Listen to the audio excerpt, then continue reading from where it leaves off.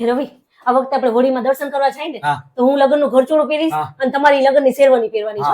ના ના ના ના ના મને નો થાય. હા? અરે એ શેરવાની આપણે જોઈએ છે ને તો ચડી ગઈ છે, અહીંયાથી નથી થતી. તો તમે એટલે ડાયટિંગ ને જીમ માં કાંઈ ન કરો, બોલો કોઈ દી કે હાલો વોકિંગ માં હવારના પોરમાં જાય. મને ઘરચોળું થાય તો તમને કેમ ન થાય શેરવાની?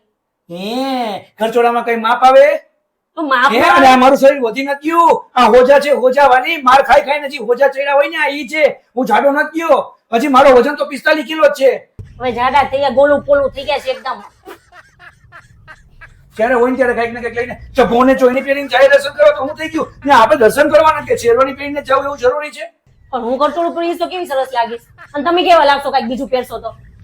તું તો ખરેખર વાલી હારી લાગે. તું બધા ઘરચોળ ન પહેર ને એમને એમ તું સાવો સાદો તે ડ્રેસ પહેરો હોય ને તો તું આ સાદા ડ્રેસમાં હારી લાગે. તારે ઘરચોળ પહેરવાની જરૂર નથી. તું અત્યારે કેવી સરસ લાગે છે આમ જો, મસ્તીના છૂટા વાળ લાગે છે, કાળા ચશ્મા લાગે છે. આ ડ્રેસ પહેરીને આવ તોય હાલશે.